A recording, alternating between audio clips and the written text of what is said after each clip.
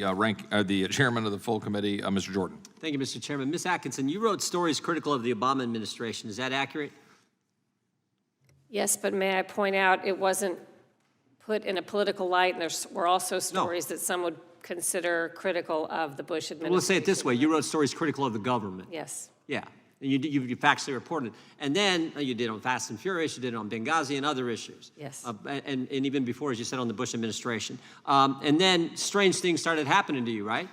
Yes. Yeah, like your computer, you think your phone gets bugged, you believe, and things happen to your computer after you wrote stories critical of the government. Right. That's scary, right? Yeah, it's not a frightening comfortable everybody. feeling, right? Ms. Harridge, you wrote stories critical of the Biden administration. Is that true? That's fair.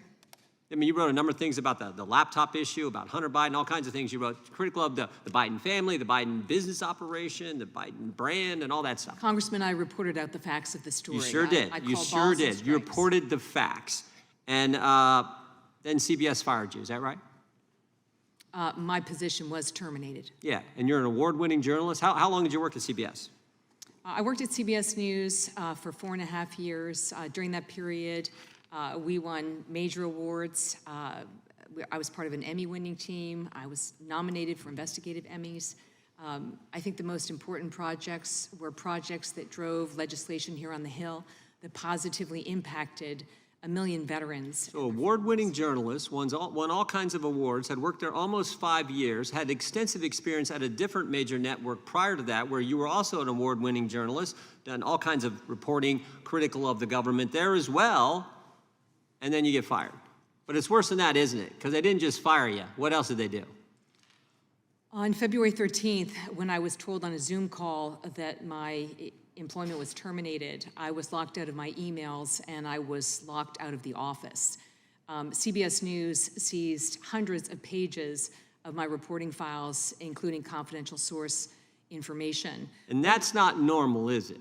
No, that's not my experience in the other 2 networks that I've worked at or with my colleagues at CBS News. When the network of Walter Cronkite seizes your reporting files, including confidential source information, that is an attack on investigative journalism. Yes, it sure is. So I'm just trying to, it seems to me there's a pattern developing here. You're critical of the government, Ms. Atkinson's situation, and shazam, they start doing all kinds of strange things to your phone line, to your computer. You're critical of the government at a major news organization, and you're an award-winning journalist. You've been there 5 years, you get fired. But it's not just that you got fired. In fact, we can, maybe there's nothing to that. But what we do know is they seized your documents. That's scary as well. And you talk about a chilling effect on the First Amendment. I don't know how it could be more chilling. Now, thank goodness the lady sitting beside you, they stepped in, right? Because they're stepping in and helping. Them stepping in helped you get because you got your files back finally, didn't you?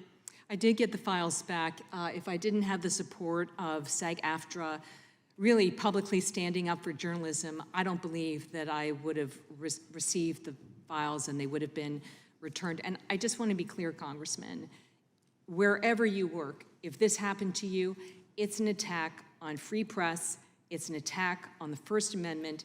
It makes it more challenging for reporters to work in the future. That disrupts the free flow of information to the public. They call it journalism a profession for a reason, because it's about an informed electorate, and it's a cornerstone of our democracy. I can only speak for myself. When my records were seized, I felt it was a journalistic rape. Ms. Cavallaro, have you ever seen that before, where when someone is leaving an employment at a major news organization, they seize their documents? I can't say that SAG-AFTRA is familiar with every single case of termination or departure where... I'm not asking that. I'm saying, have you ever seen anything like this? I have no recollection of seeing... Well, that should scare us too. First time it ever happened, and it happens to an award-winning journalist who's been in this profession for a number of years, known all across the profession. And that happens on the heels of what happened to Ms. Atkinson, because both journalists were critical of the government. That's exactly that's what journalism is about, being critical of the government when the government's doing things wrong, and then to have a major news organization or the government itself do this. In your testimony, Ms. Harridge, you had a very important line. You said, if confidential sources are not protected, journalism is dead. And I agree, but it would seem to me if retaliation is allowed by the government or by some major media outlet, journalism is dead as well. And that's what this hearing's about. And I, again, want to thank you all for coming and sharing your important testimony. I yield back.